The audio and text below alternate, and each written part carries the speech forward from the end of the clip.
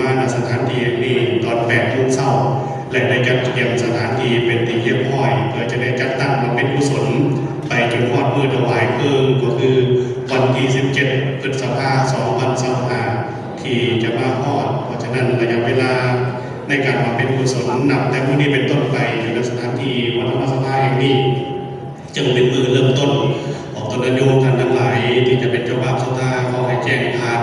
ของการส่วนกลางของการพุทธศาสนาสัมพันธ์ในสปป.ลาวในการจัดตั้งทุกภาคส่วนในขณะนี้ท่านรัฐมนตรีกระทรวงภายในได้เดินทางเข้ามาฮอดมาถึงเป็นที่เรียบร้อยคณะธรรมภาศรีสุขเฉลิมคุณกรรมการส่วนกลางของการพุทธศาสนาสัมพันธ์ในสปป.ลาวสังกัดกรรมการด้วยแบบศีลธรรมและปฏิบัติกรรมฐานขออนุญาตได้ดำเนินไปตามข้อหลักพิธีที่ทางคณะจัดตั้งพิธีได้กำหนดไว้ขอให้กรรมการคณะจัดตั้งทุกภาคส่วนได้ประจำอยู่จุดโตโมบูชาพระรัตนตรัยและประจำอยู่ในจุดโตโมบูชากายสังขารของพระอาจารย์ใหญ่ขอเจริญพรคณะกรรมการส่วนคารวะที่จัดตั้งไว้ในประจำที่อันดับต่อไปขอเจริญพรท่านประเยกวิริยพงศ์บุญธรรมกรรมการส่วนกลางพรรครัฐมนตรีกระทรวงภายในให้เจริญพรขึ้นไปทางเบื้องหน้าโตบูชาไตรเทียนบูชาพระรัตนตรัยขอเจริญพรของตนนายกโยธานในดอกมือไหวเพียงเรื่องเป็นรูปดอกบัวจูมเราโลภคุณประกฏคุณประธรรมคุณประสังเจ้ามาไว้การรวมจิตรวมใจในขณะที่เราท่านทั้งหลายรวมพิธีในการบำเพ็ญกุศลอยู่ที่หอธรรมสภาในมื้อนี้คือเป็นมื้อที่หนึ่งอยู่ในสถานที่แห่งนี้ขอให้ทุกท่านได้น้อมจิตน้อมใจให้จิตใจเต็มไปด้วยบุญด้วยกุศลที่ได้ปฏิบัติร่วมกันอยู่ในขณะนี้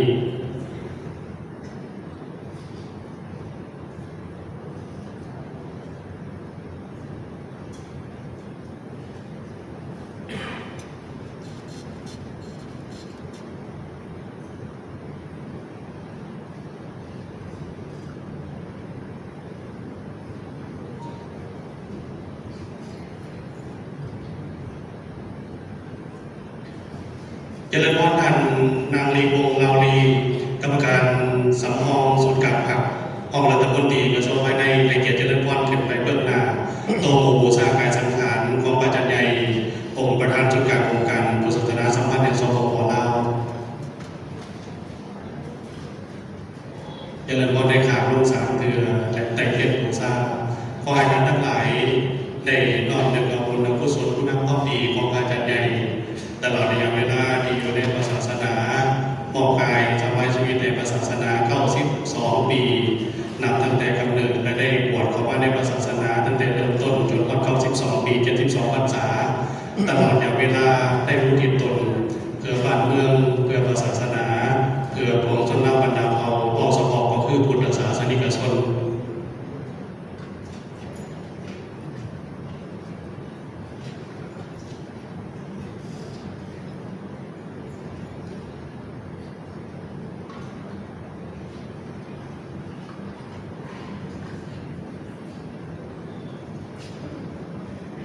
ในขณะนี้พิธีไต่เทียน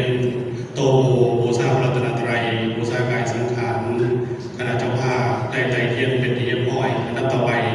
ขอเจริญพรทางศาสนาพิธีกรท่านพรสวัสดิ์ศรีอาภาได้ดำเนินไปตามพระราชพิธีตามท่านคณะจัดตั้งพิธีได้กำหนดไว้ขอเจริญพร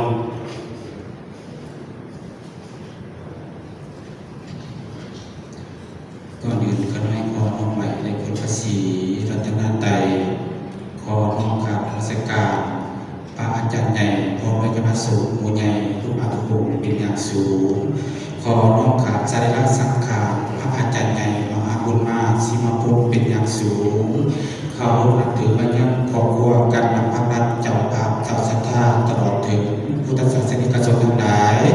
ต่อไปขน้อยขอญาติขอสู่พิธีไปประทับจิตเป็นลำดับสิ่งต่อไปอิมินาสกาเลนะตัมพุทธังอภิปูชยามาอะระหังสัมมาสัมพุทโธภะคะวาพุทธังภะคะวันตังอภิวาเทมิอิมินาสกาเลนะ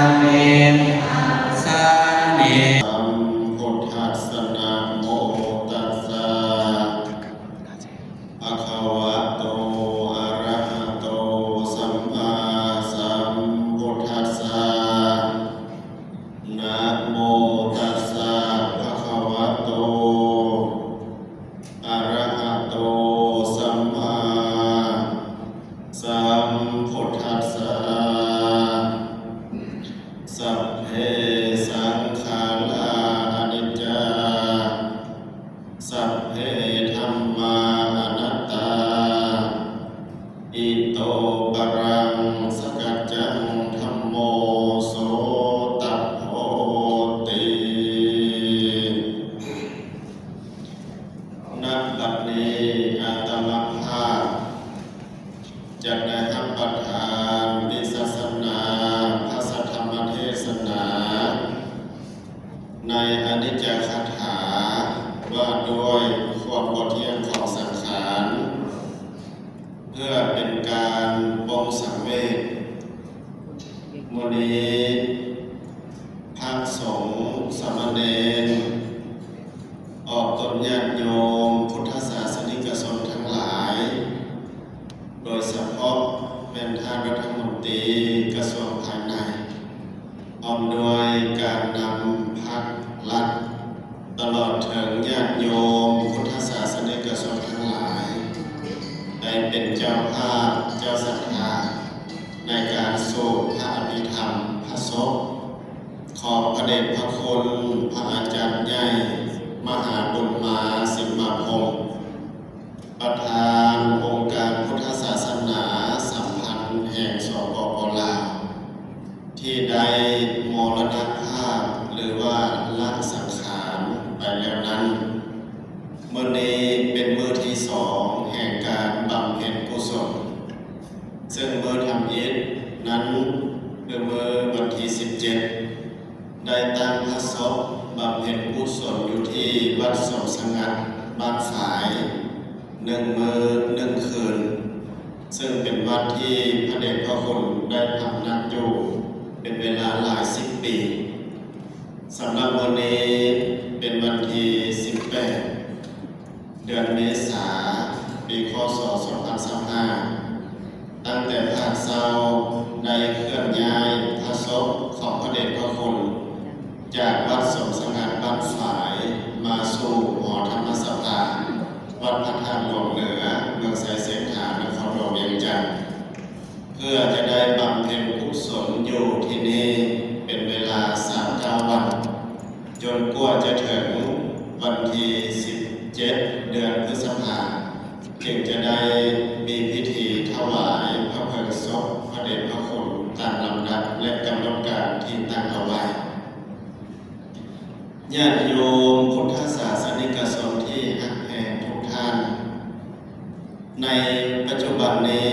เราทั้งหลายกำลังมีความสมัครใจและก็ไว้อาลัยถึงพระเดชพระคุณพระอาจารย์ใหญ่ประธานศูนย์กลางองค์การพุทธศาสนาซึ่งได้ร่วมรับดับขันจากเราไปแล้วนี้เมื่อเรามาสู่สถานที่นี้และปรงสังเวชนั้นให้เราระลึกขึ้นถึงและเข้าใจถึงสังขารว่าเป็นของบ่เที่ยงมีการเกิดขึ้นตั้งอยู่และดับไปอันนี้เป็นกฎเกณฑ์ของโลกกฎเกณฑ์ของธรรมชาติพระเดชพระคุณพระอาจารย์ใหญ่ก็เช่นเดียวกันนับตั้งแต่เมื่อเกิดขึ้นมาในโลกนี้ท่านก็ได้ประคับประคองธาตุขันธ์คือธาตุ4 ขันธ์ 5มาโดยตลอดจนฮอดอายุ92 ปี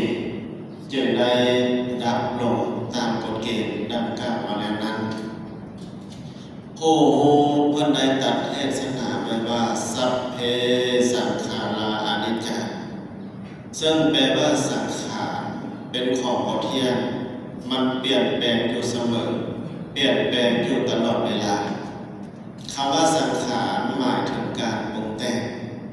แต่ในที่นี้อาตมาจะได้ยกสังขารตามหลักทางพระพุทธศาสนามาอธิบายขยายความให้เข้าใจเพียงเล็กน้อยคำว่าสังขารในที่นี้เพิ่นได้แบ่งออกเป็น2 อย่างอันที่1อุปาทินกสังขารแปลว่าสังขารปรุงแต่งหรือว่าเกิดขึ้นมาในโลกนี้ที่มีวิญญาณมีชีวิตจิตใจครอบครองนั่นก็คือคนหรือมนุษย์สัตว์เดรัจฉานและเทวดาเป็นต้นอันนี้เป็นสังขารที่มีชีวิตจิต มีจิตวิญญาณครอบครองสามารถเคลื่อนย้ายไปมาได้มีความรู้สึกนึกคิดต่างๆได้สังขารนี้กระบวนเทียนสังขารนับอิฐที่มีจิตวิญญาณครอบครองมีใจครอบครองกระบวนเทียนมีการเปลี่ยนแปลงอยู่เสมอประการที่สองอนุปาทินกสังขารอนุปาทินกสังขารคือสังขารที่บ่มีจิตใจวิญญาณครอบครองนั้นได้แก่วัตถุสิ่งของต่างๆเช่นว่าเรือนอาคารหรือหอธรรมสถานหลังนี้รถต้นไม้เป็นต้นอันนี้แม้บ่มีจิตใจบ่มีสังขารบ่มีวิญญาณครอบครองแต่มันก็จะมีการเปลี่ยนแปลงไปตามกฎเกณฑ์ของธรรมชาติต่างแต่ว่าเวลานั้นจะสร้างหรือไหวต่างกันคือเราจะยกตัวอย่างให้เห็นว่าสถานที่นี้เคยมีศาลาหลังใหญ่อยู่บ่อนนี้เพิ่นเอิ้นว่าศาลาพันห้องซึ่งสร้างขึ้นฉลองเครื่องพุทธกาลนั่นก็คือปีพ.ศ. 2500ทุกคนก็เข้าใจว่ามีความแน่นหนาถาวรที่สุดเพื่อจะให้ตั้งอยู่และสงสัยให้โดนที่สุด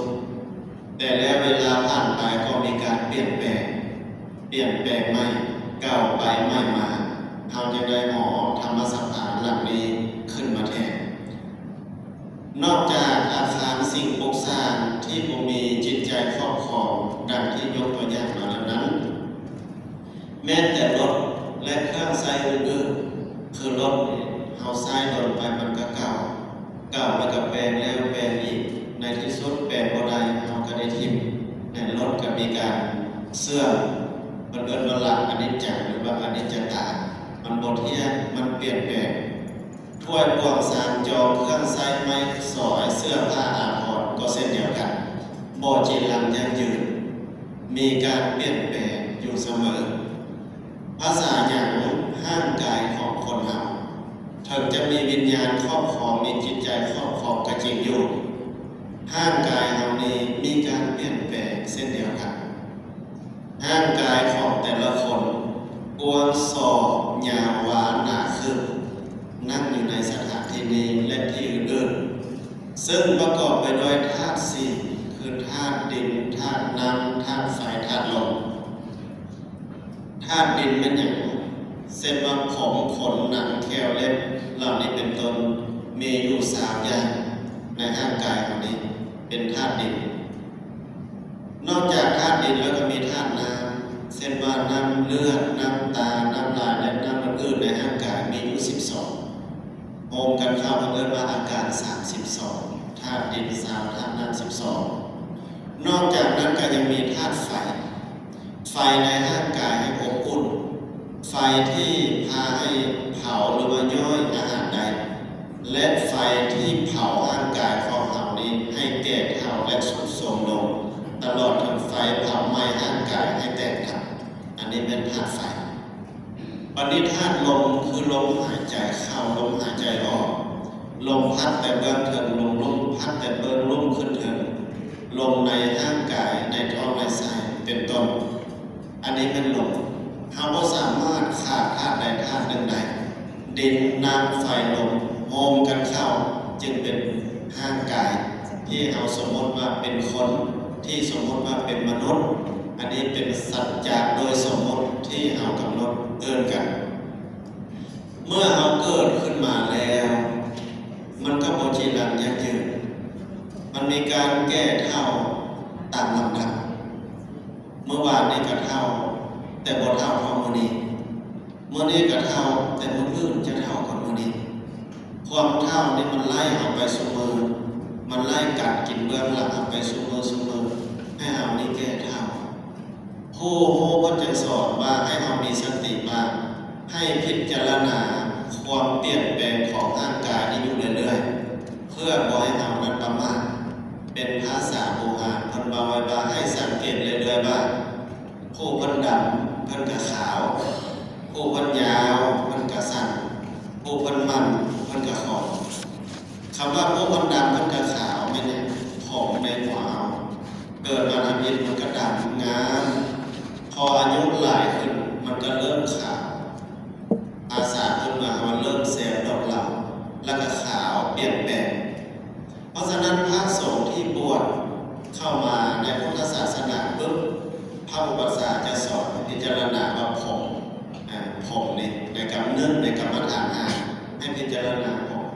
เป็นอย่างพิจารณาผมเพราะว่ามันเห็นไหวมันโอ้ไหวมันประจักษ์แก่สายตามีการเปลี่ยนแปลงผู้บันดาลมันกระขาวผู้บัญญาวบันกษัตริย์คือสายตาเรานี่ทำดินก็สายตาดีเหลียวลงแต่ไกลเห็นแจ้งจืดลูกจืดหลานพอเวลาผ่านไปได้ใส่แว่นขยายซอยแว่นขยายปีนี้ใส่พอดีปีหน้าก็พอได้เปลี่ยนแล้วใส่ปีหน้าพอดีปีไหนก็พอได้แล้วเปลี่ยนแล้วในสายตาเปลี่ยนแปลงคันให้อ่านหนังสือกระจับต้นขึ้นมาเบิ่งแล้วก็ยืดไปสุดแขนกับโบเห็นนั่นเถื่อในแยกซ้ายแยกขวาหาแสงเพื่อให้อ่านหนังสือนั้นได้ลังเถื่อให้ใต้เทียนคือญาติโยมไปวัดสังเกตเห็นมาหลายเอาเทียนไปใส่ไฟเอาไฟไปบ่อนนึงใส่เทียนไปบ่อนนึงโยกปึ๊ดไปปึ๊ดมาบ่ได้จักเถื่อเพราะว่าสายตามันโบคิวมันเปลี่ยนมันเลือนลางแล้วก็แยกก้นเข็มเอาได้แยกก้นเข็มกับปึ๊ดซ้ายปึ๊ดขวามันบ่ถือบ่อนในอันนี้มันว่าผู้พันยาวพันกระสั้นสายตาก็เปลี่ยนแปลงผู้พันมันพันกระคอนคือแค่เอาอยู่ในปากแค่ในการเป็นนึกในกรรมฐานที่พระอุปัชฌาย์สอนพระสงฆ์ที่บวชมาทุกคนคือแค่นี้มันก็หมดเที่ยงมันก็มีการเปลี่ยนแปลงให้เราเห็นว่าเกิดมาแล้วอายุประมาณ10 ปีแค่มันก็ลดแล้วมันก็เกิดใหม่มันก็บุกกุ้มข้อชีวิตซ้ำเริ่มลดเริ่มเทอีกแล้วได้สอบได้แปลงอีกในพออายุหลายแล้วมันเปลี่ยนแปลงบุคคลยังนุ่มยังสาวคือพ่อคือแม่นั่งอยู่นี่กินหนักเข็มแซ่บแล้วนอนแม่นอกย่ำหนักเข็มควบแล้วพอเวลาผ่านไปย่ำบ่ได้ย้อนว่าแค่เอามันมีการเปลี่ยนแปลงอันนี้พันว่ามันมีการเปลี่ยนแปลงอยู่เสมอนะอยู่เสมอหมายถึงความแก่เฒ่านอกจากจะแก่เฒ่าแล้วเรามีความเจ็บไข้นี่มันเข้ามาถึงคนทุกคนร่างกายของคนเรานี้มันเป็นเหมือนพญาพ่อแมวเมื่อนั้นมันก็เจ็บหัวเมื่อนั้นก็เจ็บหลังเมื่อนั้นก็เจ็บขาเมื่อนั้นก็เจ็บเอวมันเปลี่ยนเจ็บไปแต่ละบอดรวมไปฮอดถึงเจ็บใจเฮาก็ได้พยายามรักษาอยู่เป็นแบบนั้นประจำเจ็บบ่อนใดเรารักษาบ่อนนั้นบ่สบายบ่อนใดเราปวดบ่อนนั้นคล้ายๆคือเรือที่เราสร้างขึ้นมาแล้วใช้พายหาปลากระดิ่งข้ามน้ำกระดิ่งเรือนั้นมันจะคุกจะโดดไปเท่าเล็กน้อยมันหัวบ่อนใดเราก้าวขี้สีน้ำมันยาให้มันดีเดี๋ยวมันก็เป็นหัวบ่อนอื่นโดดบ่อนอื่นเราใช้ไม้ไปตามมาอัดพอใช้ไปหลายปีมันโดดเข้าไปซักไซแล้วเราก็สามารถปลดแปลงได้เรากระทิบร่างกายของคนเราเหมือนกันความเจ็บไข้เจ็บบ่อนใดเขาก็กลัวบ่อนนั้นเขารักษาบ่อนนั้นยอมเสียสละทรัพย์สมบัติที่หามาโดยยากเพื่อรักษาไว้ซึ่งสุขภาพคือร่างกายอวัยวะต่างๆมีบางครั้งเขายอมเสียอวัยวะส่วนต่างๆเพื่อรักษาไว้ซึ่งชีวิตนั่นก็คือจุดใดมันบ่ดีเขาได้ตัดออกได้สีบมันออกเพื่อรักษาไว้ซึ่งชีวิตคันถ้าหากว่ามันโดมหมดแท้ๆแล้วเขาก็จำเป็นต้องทิ่มคือกันกับเรือที่โดมแล้วสันนั้นเมื่อความเจ็บไข้มันเข้ามาถึงร่างกายของแล้วต่อไปก็ไม่อย่างความแตกดับคือความตายความแตกดับนี้เป็นสัจธรรมของโลกบ่มีบุคคลใดที่จะหลีกเลี่ยงสิ่งเหล่านี้ได้เพียงแต่ว่าตัวเราเองก็ดีแพทย์หมอก็ดีเพิ่นกับพยายามยืดเวลาออกเท่าที่จะเห็นได้ปิ่นปัวรักษาสร้อย ทุกอย่างยืดเวลาเพื่อให้ดีที่สุดเพื่อให้อยู่ดนที่สุดเท่าที่จะอยู่ดนได้แต่สัจธรรมหรือกฎเกณฑ์ของโลกได้ตั้งข้อกำหนดไว้ว่าต้องทำเพราะฉะนั้นทุกคนก็หนีบุคคลในจุดนี้ในเมื่อว่าแตกดับแล้วทุกคนนั้นแม่นพัดภาคจากไผผัวผู้ฆ่าน้องเมียผู้ฆ่าน้องพ่อแม่ผู้ฆ่าน้องลูกหลานผู้ฆ่าน้องเงินคำผู้ฆ่าหามาด้วยความทุกข์ยากลำบากน้องทรัพย์สมบัติผู้ฆ่าได้สะสมไว้เที่ยวกับบททันได้เที่ยวกินกับบททันได้อิ่มเท่าที่ควรทานก็ยังบทได้เท่าที่ควรผู้ฆ่าได้พัดภาคแล้วน้องมันเป็นอย่างนั้นเขาได้พัดภาคจากของฮักของซ่อมใจไปเขาฝืนบ่ได้พอถึงเวลาแล้วก็ต้องไปคือกันกับเอาวีซ่าไปต่างประเทศพอหมดวีซ่าแล้วก็ต้องกลับแต่เอาไปเที่ยวต่างประเทศวีซ่านั้นเอาเมื่อมันจะหมดแล้วเราจะได้เตรียมตัวแต่วีซ่าชีวิตเกิดมาเป็นคนที่เอาบูว่าเอาเป็นวีซ่าเท่าไหร่เอามีแต่พยายามทำหน้าที่ของตนให้ดีที่สุดในการเกิดมาเป็นคนนี้ให้ดีที่สุดก่อนที่ความดับและความพัดพลาดนั้นจะมาถึงเราคือกันกับพระเดชพระคุณพระอาจารย์ใหญ่ของเราตลอดชีวิตนี้เพิ่นก็รู้อยู่แล้วว่ากฎเกณฑ์สังขารเป็นอะไรแต่เพิ่นพยายามเพิ่นก็ยังพยายามเพียรพยายามกระทำแต่สิ่งที่ดีในชาตินี้เพิ่นเกิดมาเพื่อประเทศชาติและเพื่อพระพุทธศาสนาเพื่อกูลแก่ออกตนญาติโยมนี้โดยแท้นั่นก็คือท่านทุ่มเทเวียนของชาติตลอดชีวิตทุ่มเทและอุทิศตนของตนนั้นให้แก่พระพุทธศาสนาตลอดชีวิตและเฮ็ดเวียนเพื่อพระศาสนาและสังคมนั้นตลอดชีวิตพระเดชพระคุณพระอาจารย์ใหญ่ของเราเพิ่นบ่ได้บำนาญสักเฮ็ดเวียนจนฮอดวินาทีสุดท้ายของชีวิตอันนี้เป็นเพิ่นเกิดมาเพื่อประเทศชาติเพื่อพระพุทธศาสนาและเพื่อประโยชน์สุขแก่ชนทั้งหลายโดยแท้โดยเหตุนั้นเมื่อเรารู้และเข้าใจการที่กล่าวมาแล้วเราเกิดมาเป็นคนลาวชาวพุทธขอให้เรานั้นจงตั้งอยู่ด้วยความบ่ประมาทจงทำหน้าที่ของตนให้ดีทำหน้าที่ของตนให้ถึงพร้อมสิ่งที่ดีที่งามหรือผลงานนั่นแหละจะยังอยู่คู่โลกอยู่คู่สังคมนี้ตลอดไปตัวอย่างคือพระเจ้าสายยันเศรษฐาธิราชเพิ่นได้สร้างพระธาตุหลวงเอาไว้เพิ่นได้สร้างพระเจ้าองค์เตือเอาไว้เพิ่นได้ปรับปรุงระเบียบการปกครองประเทศชาติบ้านเมืองเอาไว้ก็ยังเป็นผลงานของเพิ่นซื้อเรื่องมาฮอดเอาทุกมื้อนี้เอาผู้ซื้อเพิ่นผู้เกียรติผู้ผลงานผู้คุณงามความดีของเพิ่นถ้าเราบ่สร้างสิ่งใดไปเลยเมื่อเราดับไปก็จะบ่มีผู้ใดเว้าถึงเราและเราก็จะถูกลืมไปตามกาลเวลาเพราะเหตุนั้นเราเป็นชาวพุทธจงทำหน้าที่ของตนให้สมบูรณ์หน้าที่ของสร้างนั้นรู้มาแล้วพ่อแม่ได้กระทำสุดความสามารถอย่างสุดใจแล้วแต่หน้าที่ความเป็นชาวพุทธนั้นก็สังเกตเห็นว่าทุกท่านก็เอาใจใส่เช่นว่าเป็นผู้มีปกติในการให้คือช่วยเหลือแบ่งปันหรือว่าให้ทานบริจาคเพราะว่าทางโลกและทางธรรมทุกคนนั้นเป็นผู้มีจิตใจเอื้อเฟื้อกูลแผ่ความให้และช่วยเหลือประการที่สองให้มีปิญญวาจาคำว่าปิญญวาจาให้สำรวมวาจาให้ดีคำว่าเป็นภาษาชาวบ้านคำว่าเป็นความจบความดีความงามความม่วนฟังแล้วให้บุคคลอื่นระลึกถึงฟังแล้วให้เป็นอุดมคติแก่บุคคลอื่นฟังแล้วสร้างสรรค์ฟังแล้วม่วนใจสบายใจมหาวิทยาลัยวาจาของเรานี้เป็นคมหอกคมดาบเสียบแทงหูและเสียบแทงจิตใจของผู้อื่นประการที่สามนั้นเพิ่นว่าอัตถจริยา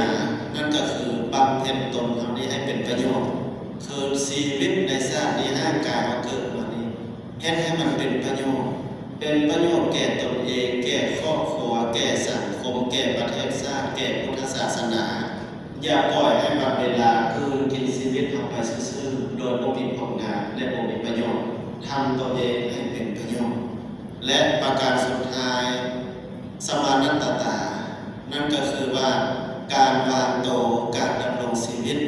ให้เสมอต้นเสมอปลายให้พอดีพองาม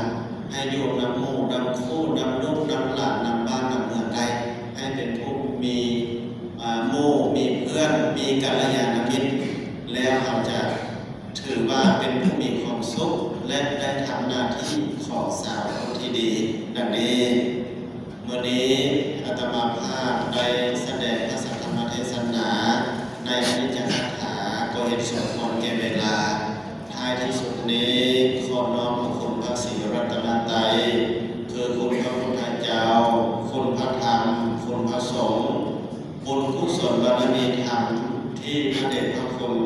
พระอาจารย์ใหญ่ประทานพร้อมด้วยพระเถรานุเถระได้บำเพ็ญมาแล้วนี้ขอจงเป็นตบะเป็นเดชะเป็นพลวัตปัจจัยคำสู่โยโนน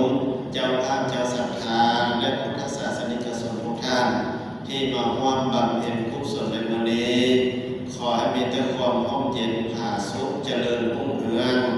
นึกคิดสิ่งนึกประการใดที่เป็นไปโดยชอบประกอบด้วยธรรมแล้วขอสิ่งนั้นจงพลันสำเร็จจงพลันสำเร็จจงพลันสำเร็จดังคำมั่นคำปรารถนาท่านประธานวิสัชนาพระสัทธรรมเทศนา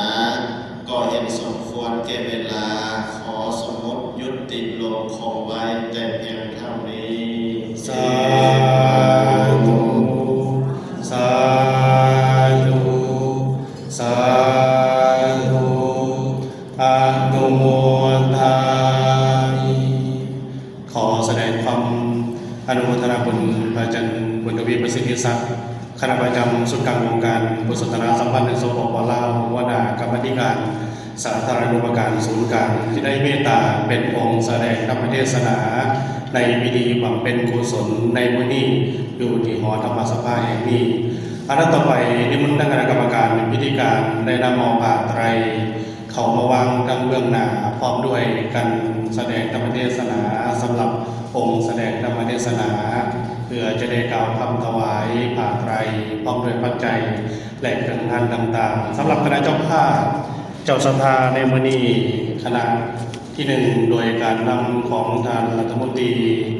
กระทรวงภายในท่านบริเอกเรือพงศ์พุทธาคำพร้อมด้วยภรรยาและคณะครอบครัวการนำภาครัฐคณะที่สอง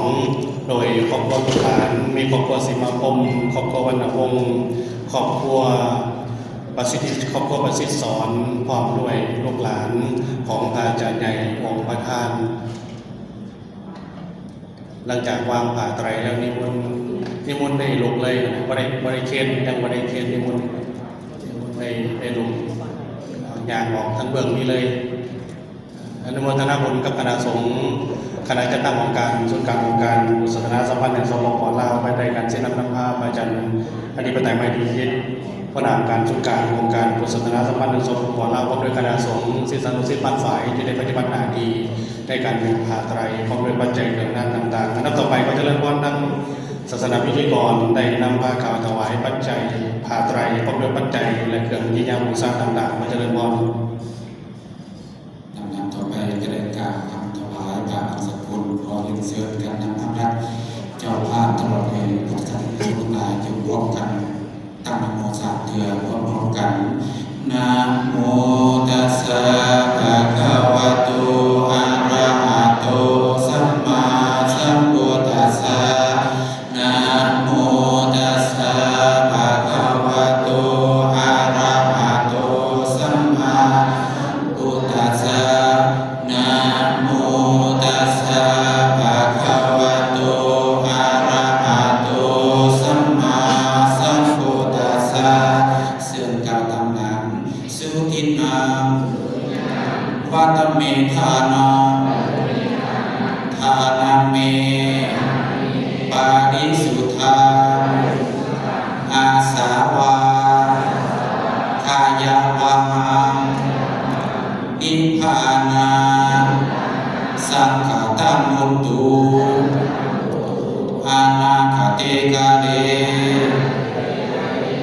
มานีมายังพันเตปังสะกุราติจิวรานีปัจจายธนานีสัปริวรานีภิกขุสังคัสสะโอโนสยามาสาธุโนปันเตภิกขุสังโฆอิมานิปังสะกุรา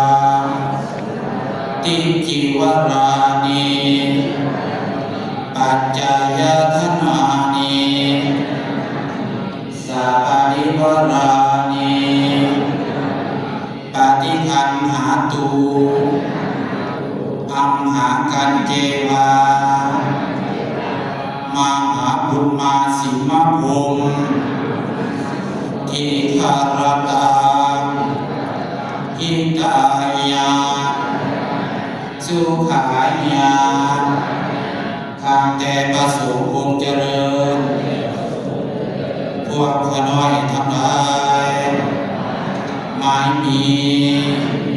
ทานปพอมีไรวงพุทธราคาพร้อมด้วยคณะและพนักงานกระทรวงภายในครอบครัวการนำพาราตลอดเถิดพุทธศาสนิกชนทั้งหลายขอน้อมถวายซึ่งผ้าบังสกุลจีวรพร้อมด้วยการบูชาธรรมกันเทศน์บางปัจจัยไสยทานพร้อมทั้งเครื่องบริวารทั้งหลายเหล่านี้ขอน้อมถวายให้แด่พระภิกขุสงฆ์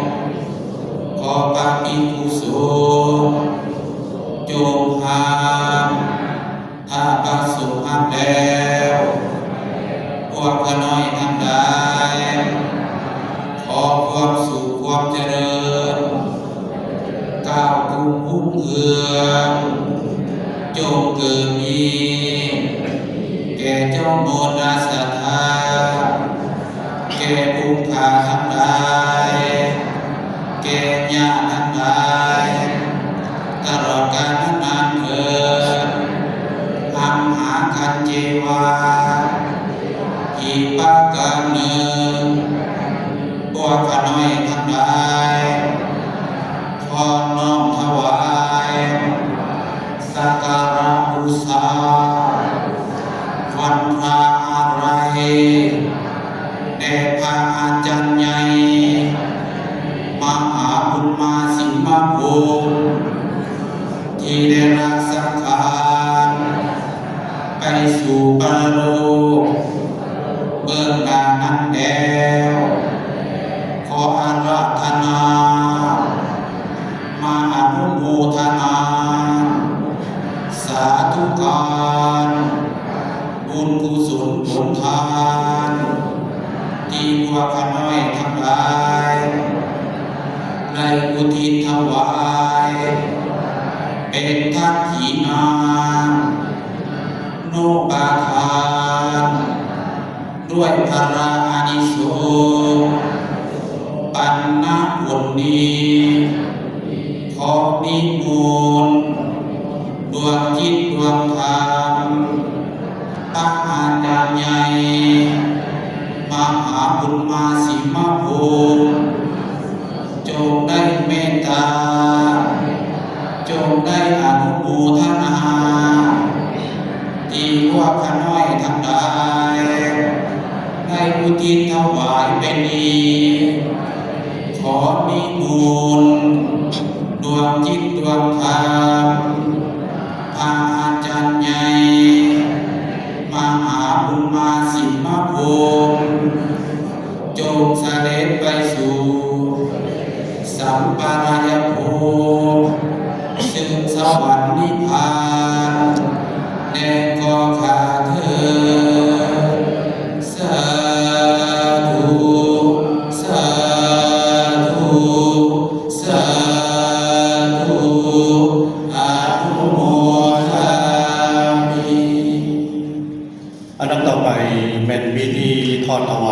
ไตรบางสกุล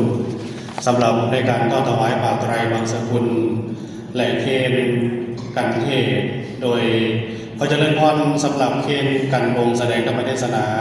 เจริญพรนันบริเอกพุทธาคำรัฐมนตรีกระทรวงภายในพร้อมด้วยฐานนางวาสนาพุทธาคำตั้งเบื้องหน้าพระอาจารย์ใหญ่องค์แสดงธรรมเทศนาและทอดถวายผ้าไตรบางสกุลขอเจริญพรท่านที่มีรายนามดังต่อไปนี้เจริญพรธัญป้าวิ่งเงินไขคำพิทูลครอบครัวท่านห้องในรัฐมนตรีแห่งสปปลาวท่านนางวิลาวันแก้วท่านแม่ดรอินลาวันแก้วบุญพันธ์ห้องประธานจุดการในเราสังสา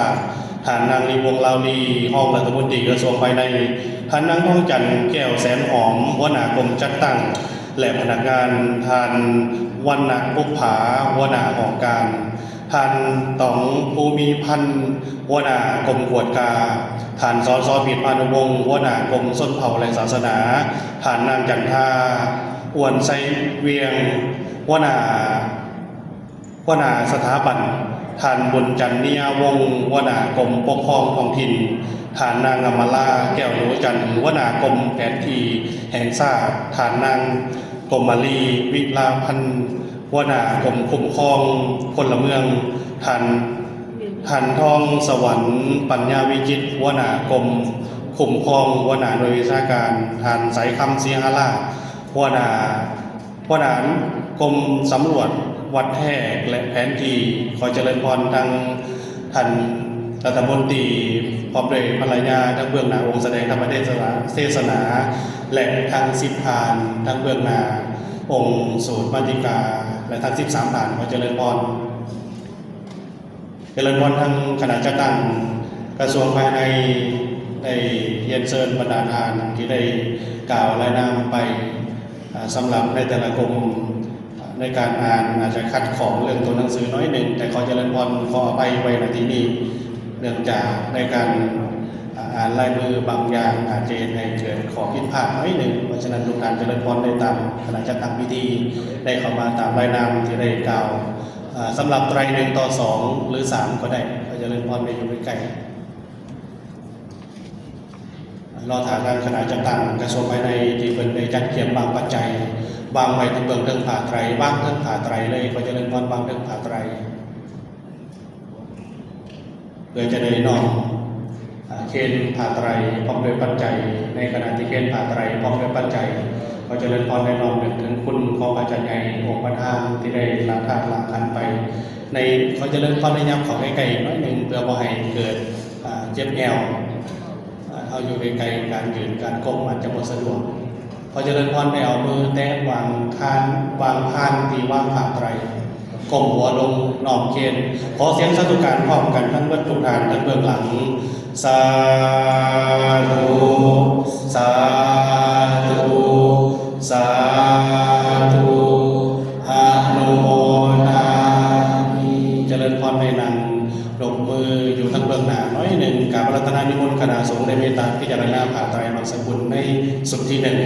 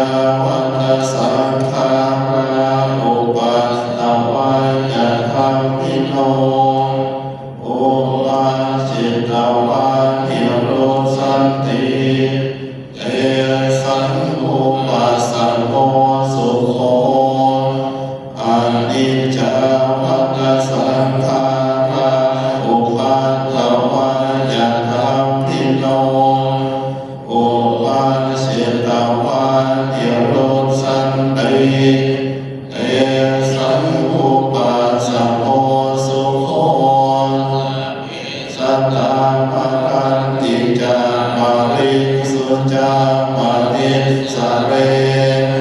กาเทวา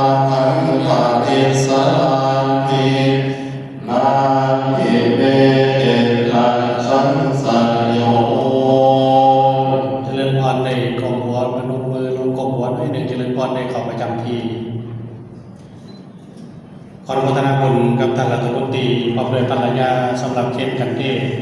ท่านแม่ป่าเวงเงินไปคำพิทูลภรรยาของท่านรองนายกรัฐมนตรีท่านดร.อิรวันแก้วบุญพันธ์รองประธานสุการและเราสังสรรค์พร้อมด้วยท่านคณะในแต่ละคณะของกระทรวงภายในโดยฐานที่ 13 หัวหน้าศูนย์สำรวจวัดแทกและแผนที่เมื่อกี้อ่านคงไว้หนึ่งนิมนต์ทางคณะวิชาการคณะกรรมการคณะจัดตั้งพิธีของศูนย์ของหองการและบรรฝ่ายได้นำเอาผ้าไตรเข้ามาในส่วนที่ 2เพื่อจะได้ทอดถวายผ้าไตรในส่วนที่ 2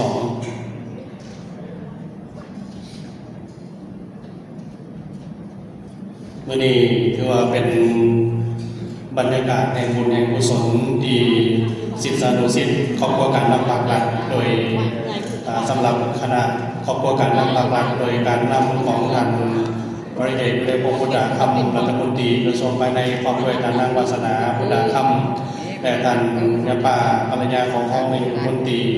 ท่านรองประธานสุการและเราสังสาท่านรองรัฐมนตรีกระทรวงภายใน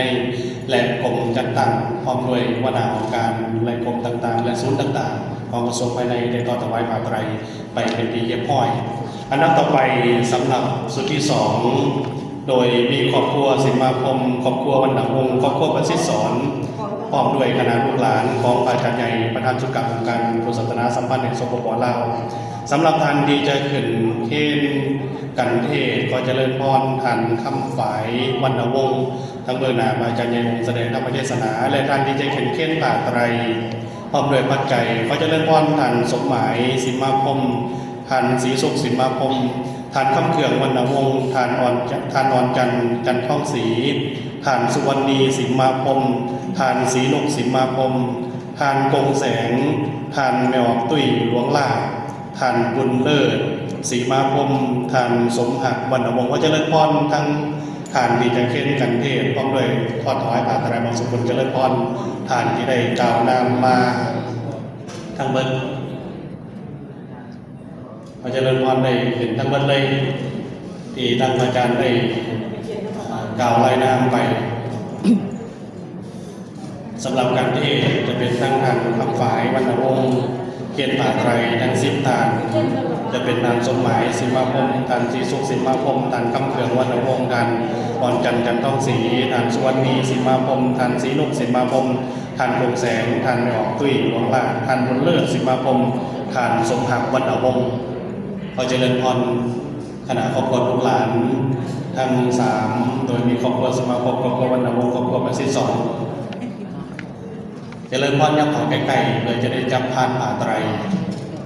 รอทางคณะกรรมการได้วางบางปัจจัยก่อนที่จะได้เค้นพระอาจารย์ใหญ่องค์แสดงธรรมเทศนาพระอาจารย์ใหญ่องค์ห้องประธานพระอาจารย์ใหญ่ที่ปรึกษาความด้วยคณะจะได้เมตตาเป็นพิธีธรรมทั้งเบื้องต้น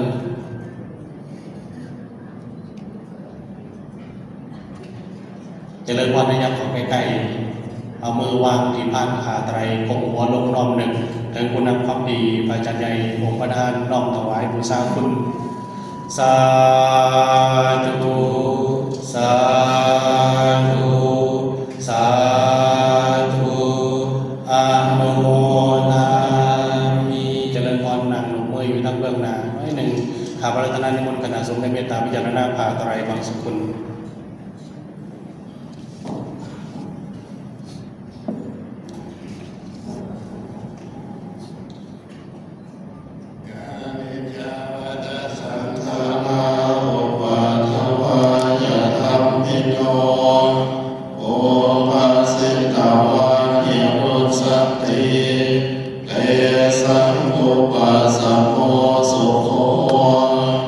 อนิจจ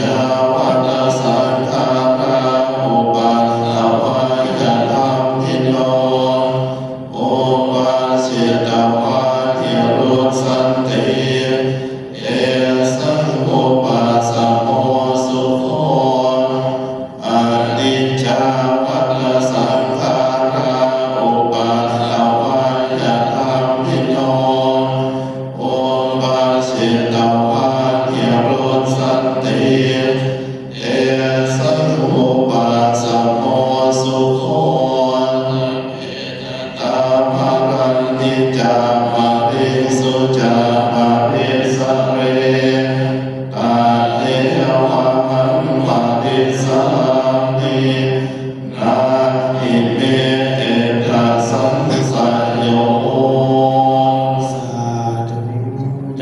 ขามลง3 เดือนนะครับ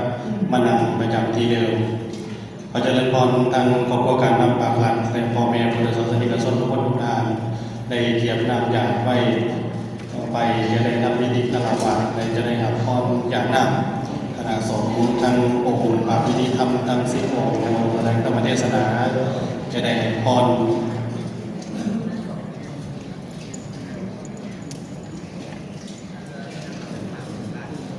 อันดับต่อไปขอเจริญพรทางท่านอาจารย์ศาสนาพิธีกรในนภาเก่าคำคารวะพระรัตนตรัยขอเจริญพร กาเยนวัจจานวัจเจตสัวาพุทเทกุกัมมังปะกะตามายายาพุทโธปฏิคันหันตุอัตตยัตตากาลันตะเลสัมวะริตุวะพุทเทกาเยนวัจจานวัจเจตสัวาธัมเมกุกัมมังปะกะตามายายาธัมโมปฏิคันหันตุอัตตยัตตากาลันตะเลสัมวะริตุวะธัมเมกาเยนวัจจานวัจเจตสัวาสังฆเขตุกัมมังปะกะตามายายาสังโฆปฏิคันหันตุอัตตยัตตากาลันตะเลสัมวะริตุวะสังฆเข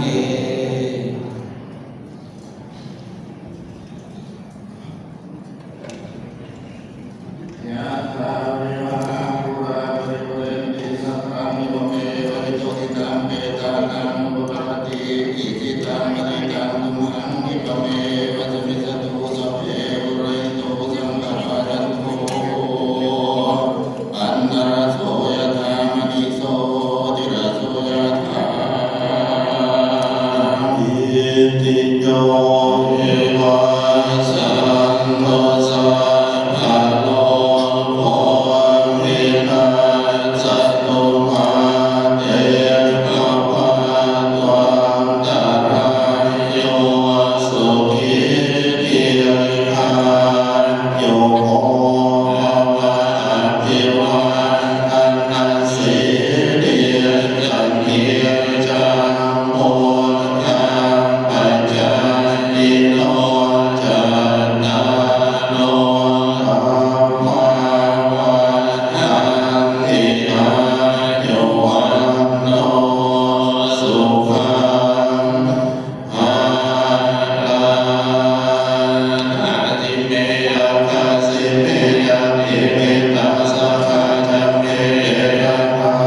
มินาอัสสะโลเกกัตตมโนจานังหิรุนังวาโสวะยะวัญญาปะริเทวานานาตังเมตังนามาตายาเทวังติตันเตโยอายัญญาโคตังกินนาตินาสังฆามิสุมาติตินาติภารตาวินายัสสะตังนาโสภะคะวะติโสยติธัมโมยังนิราสิโตเวตังอัมปุชายัตตานามาปัญญาภิโกรามาโนปาตินังเมหิปุญญาภาสุตังขันนาภาพันติ นิมนต์ทางคณะพิธีการได้น้อมนำเอาบาตรปัจจัยเทียนคณะสงฆ์และนำเอาบาตรไตรกลับไป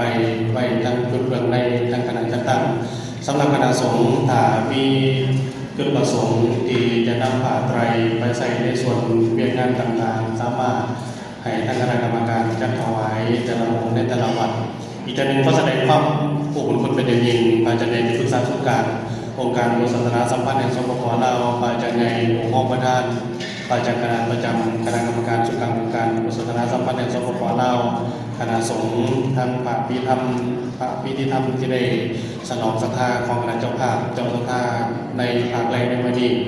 ต่อไปแมันจะได้มีพิธีมอบปัจจัยและถ่ายภาพร่วมกัน ซึ่งครับสำหรับการถ่ายภาพข้าพเจ้าตอนนี้นิมนต์คณะสงฆ์ทั้ง10 องค์